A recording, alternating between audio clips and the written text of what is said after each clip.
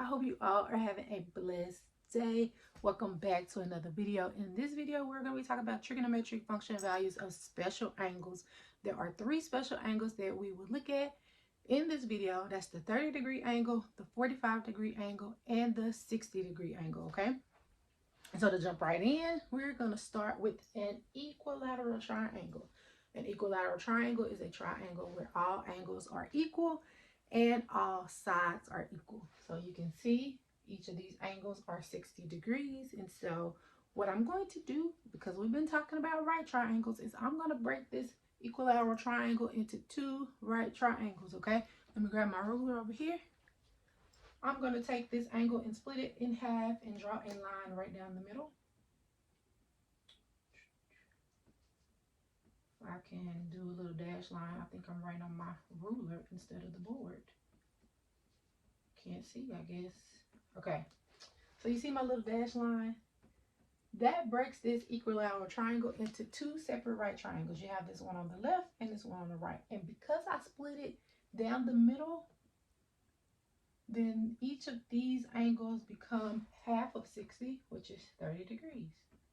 And so now I have a triangle with 30 degrees in it and 60 degrees in it. And so now I can find the trigonometric values of a 30-degree angle and a 60-degree angle. But first, I need to have the lengths of the sides, okay? So I can pick any length I want. No matter what length I pick, I'll get the same 6 trigonometric function values that would reduce to the same value. However, for the sake of ease, because I already know how this is going to work, I'm going to pick 2.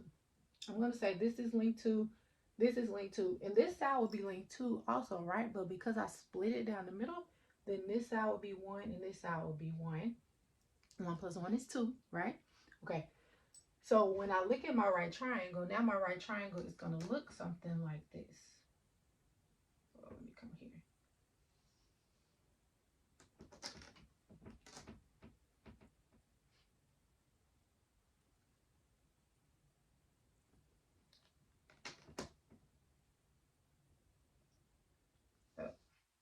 Okay. So here's my right triangle. This is my 30-degree angle. This is my 60-degree angle. This side is length 1. This side is length 2. Here's my 90-degree angle. And so now I need to find this missing side. And because, okay, so this is one of my right triangles. This is the one on the left. I've pulled it out. Imagine that that's the same. I know it doesn't look exactly the same, but imagine that's this. I pulled it out, and I'm just going to look at this right triangle, okay? So this is my side of length 1, this is my side of length 2, and this is my missing side. So this is the side I want to find, and I can find that because this is a right triangle. I can use the Pythagorean theorem. Remember, a squared plus b squared equals c squared. So a squared is one of the sides, so I'll say that's x squared. B squared is the other side, so that's 1 squared. And c is always the hypotenuse, so that equals 2 squared, okay? Now I want to use this to solve for x to get this missing side right here. So I get x squared plus 1, because 1 squared is 1, is equal to 4. 2 squared is 4. I'll subtract 1 from both sides. X squared is equal to 3. And remember, to get rid of a square, you take the square root of both sides.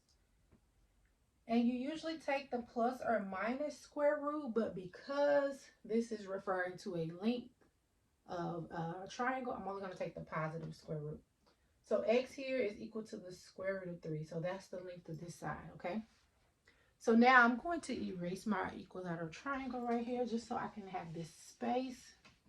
But now I can take the trigonometric function values of 30 degrees and 60 degrees. So let's just start with sine. Sine of 30 degrees. So remember, if this is 30 degrees, the sine is equal to the opposite side over the hypotenuse. So in this case, it would be 1 over 2. Cosine of 30 degrees. Remember, SOHCAHTOA. Cosine is adjacent, so the side that touches that angle over the hypotenuse. So that would be square root of 3 over 2. Tangent of 30 degrees is going to be your opposite over your adjacent side. So the tangent of 30 degrees is going to be the opposite, which is 1 over the square root of 3. Now, ding, ding, ding, ding, ding. Something in your head should be ringing. I cannot leave a square root in the denominator. So I have to rationalize that denominator. And the way I do that is by multiplying the top and bottom by square root of 3. And so you get the square root of 3 over 3 as the tangent of 30 degrees. So now the cosecant of 30 degrees is just going to be the reciprocal of sine, which is 2 over 1, which is 2. Secant of 30 degrees is going to be the reciprocal of cosine, which is 2 over the square root of 3. And you cannot leave that square root in the denominator. So you have to rationalize the denominator by multiplying top and bottom by the square root of 3. So you get 2 times the square root of 3, which is just 2 square roots of 3. You get the square root of 3 times the square root of 3, which is positive 3. Okay? And then the cotangent of 30 degrees is going to be the reciprocal of the tangent, which will be square root of 3 over 1, which will be square root of 3. All right, so we get sine of 30 degrees is 1/2. Cosine of 30 degrees is square root of 3 over 2. Tangent of 30 degrees is square root of 3 over 3. Cosecant of 30 degrees is 2. Secant of 30 degrees is 2 square roots of 3 over 3. And cotangent of 30 degrees is square root of 3. Okay, I recommend you write these in a chart in a safe place because we are going to use these over and over and over and over and over again. Okay, all right, so now that's 30 degrees. Now let's look at 60 degrees. Okay, so now for 60 degrees, so we could do two things to find 60 degrees. We could actually look at the triangle, or you can use the cofunction identities, because remember, 30 and 60 degrees are complementary, so we could actually apply the cofunction identities here. That means that the sine of 30 is going to be equal to the cosine of 60.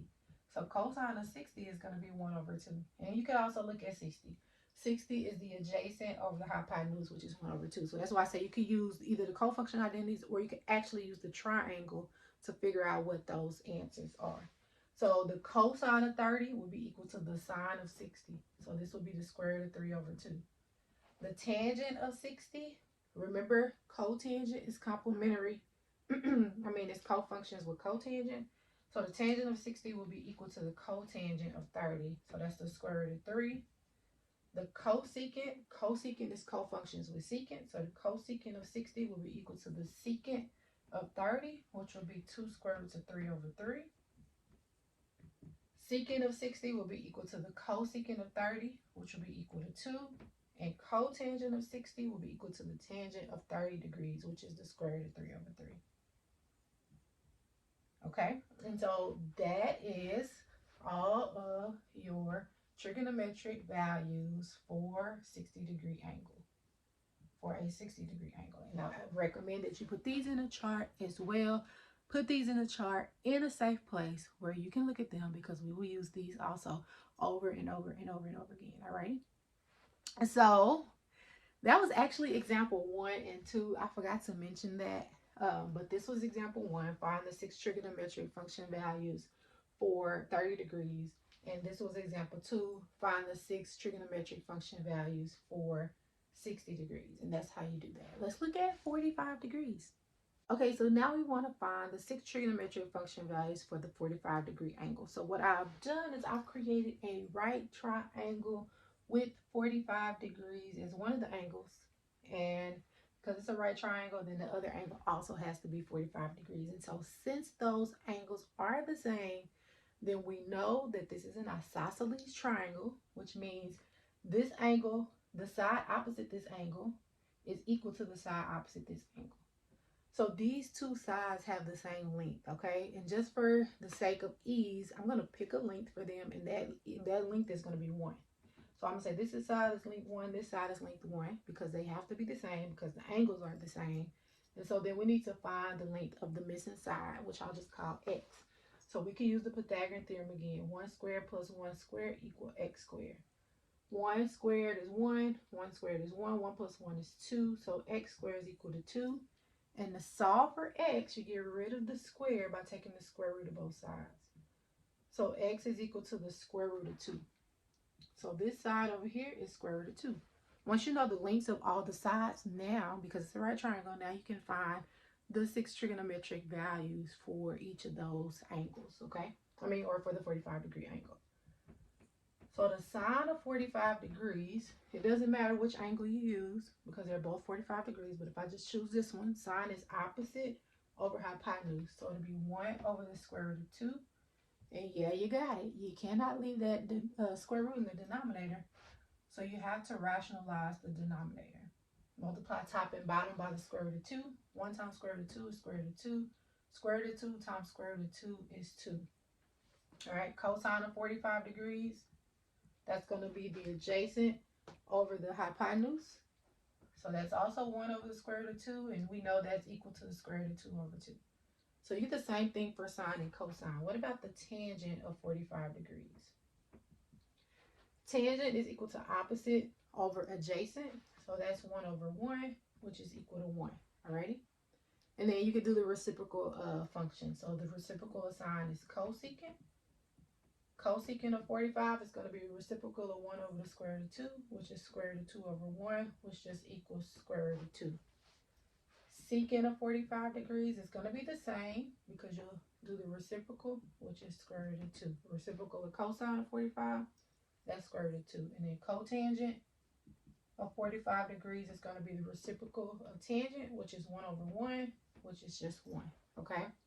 So for 45 degrees, you get sine of 45 is square root of 2 over 2. Cosine of 45 is also square root of 2 over 2.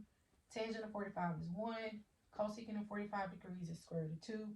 Secant of 45 degrees is square root of 2. And cotangent of 45 degrees is 1. Okay? So make sure you put these in your chart. Also, make sure you put them in a safe place because, again, we will use them a lot. I'm going to keep saying that because we are going to use these values over and over and over again. So you want to learn them.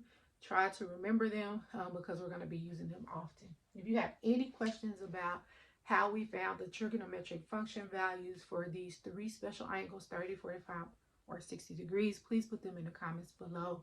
If you understood and this video helped you, go ahead and hit that like button. Thanks for watching, and I will see you all in the next video.